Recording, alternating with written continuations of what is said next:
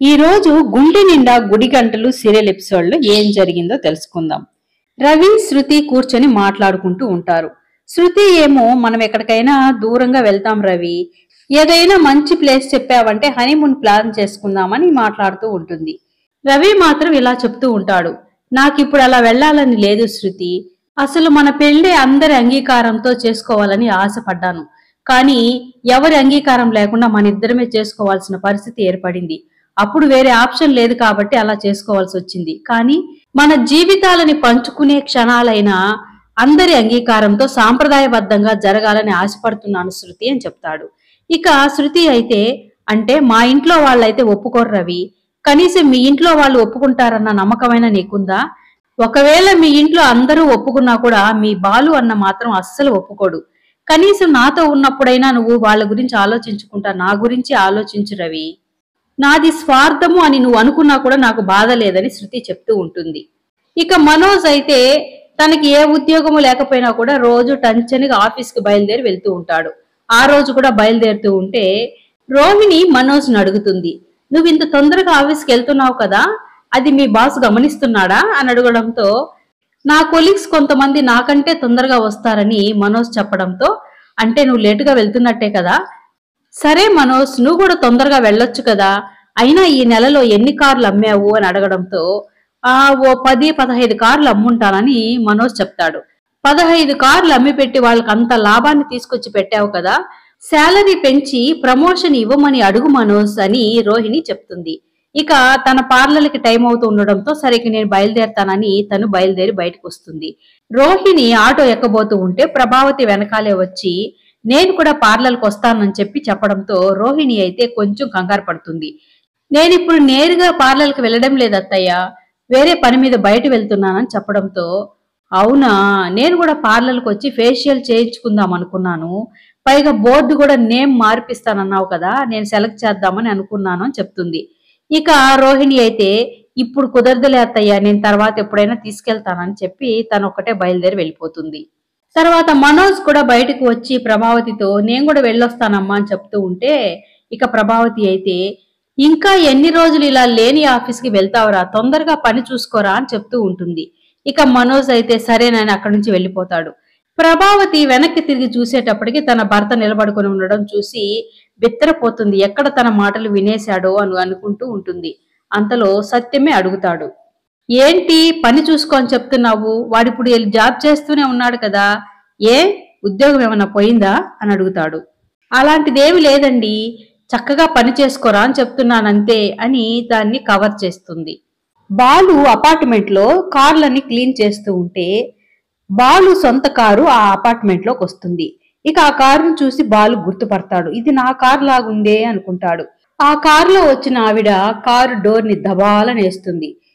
ఆ కారు కూడా దుమ్ము కొట్టుకుని ఉండడంతో ఇక చూసి ఊరుకోలేక బాలు అయితే డ్రైవర్ ని పిలిచి అడుగుతాడు, నువ్వు మాత్రం శుభ్రంగా స్నానం చేసి మంచి బట్టలు వేసుకుంటావే, మరి నువ్వు తోలే కారుని మాత్రం అంత మురికిగా ఎందుకు పెట్టుకొని ఉండావు, తోలే కారుని నీట్గా పెట్టుకోవాలని తెలీదా అని అడగడంతో, నువ్వెవరు అసలు నన్ను అడగడానికి, నా ఓనరే నన్ను అడగడు అని అతను ర్యాష్ గా సమాధానం చెప్తాడు. ఇక బాలు అయితే ఆ కారు నాదే తమ్ముడు, అవసరం వచ్చి అమ్మేయాల్సి వచ్చిందని చెప్పి కారు ఓనర్ కి ఫోన్ చేస్తాడు. ఆ కారు అంటే నాకు ఎంత ఇష్టమో మీకు తెలుసు సార్, ఏ పరిస్థితుల్లో అమ్మేయాల్సి వచ్చింది కూడా మీకు తెలుసు, కానీ ఈ డ్రైవరు ఆ కార్ని నీట్గా పెట్టుకోకుండా ఉంటే నాకు చూసి చాలా బాధేసింది సార్, అయినా అలా అడగడం తప్పే, కానీ అడగతున్నాను ఏమనుకోవద్దని చెప్పి అంటాడు. ఇక అతనైతే సరే ఆ డ్రైవర్ కి ఫోన్ ఇవ్వు నేను చెప్తాను అని అంటాడు. కానీ ఆ డ్రైవర్ మాత్రం సారీ అన్న, ఇక మీదట నీట్ గా పెట్టుకుంటానని చెప్పడంతో ఇక బాలు అయితే ఫోన్ కట్ చేసి సరే తమ్ముడు నీట్ గా పెట్టుకో అని చెప్పి అంటాడు.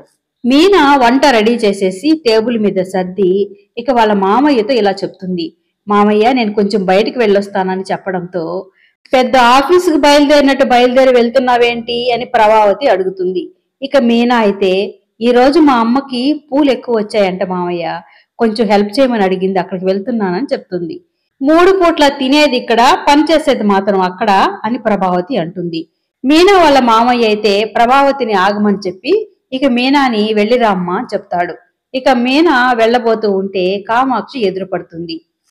ఏంటి మీనా బయటికి బయలుదేరినట్టున్నావు, అయినా నా ఎదురు మంచిదేలే, నువ్వు అనుకున్న పని దిగ్విజయంగా పూర్తవుతుందిలే అని చెప్పడంతో ఇక మీనా సరేనని అక్కడి నుంచి వెళ్ళిపోతుంది.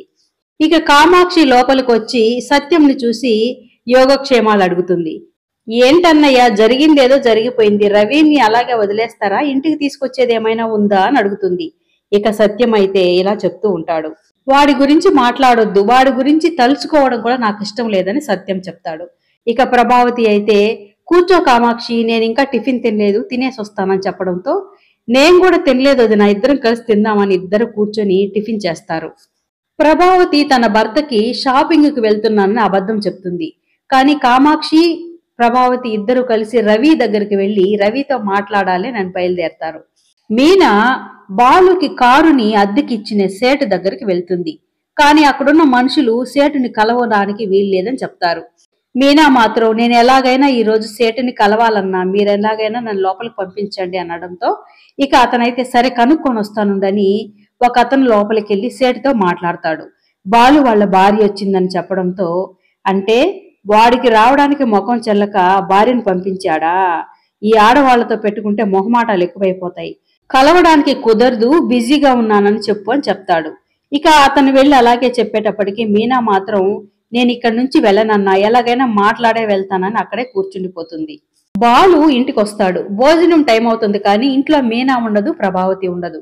ఇక బాలునే వాళ్ళ నాన్నకి భోజనం వడ్డిస్తాడు. బాలు కూడా తన ప్లేట్లో అన్నం పెట్టుకుని సాంబారు వేసుకోబోతూ ఉంటే అందులో బల్లి కనిపిస్తుంది. ఇక బాలు వాళ్ళ నాన్నని తిననీయకుండా చేస్తాడు. అంతలో ప్రభావతి మీనా ఇద్దరు ఇంటికి వస్తారు. బాలు వాళ్ళమ్మని తిడుతూ ఉంటాడు. సాంబార్లో బల్లి పడింది, మా నాన్నని చంపేద్దాం అనుకున్నావా అని తిడుతూ ఉంటే ప్రభావతి ఏమో మీనాని తిడుతుంది. కూరల్లో బల్లులు వేసి ఇంట్లో వాళ్ళందరినీ చంపేద్దామని ప్లాన్ చేసావా అని మీనాని ప్రభావతి తిడుతూ ఉంటుంది.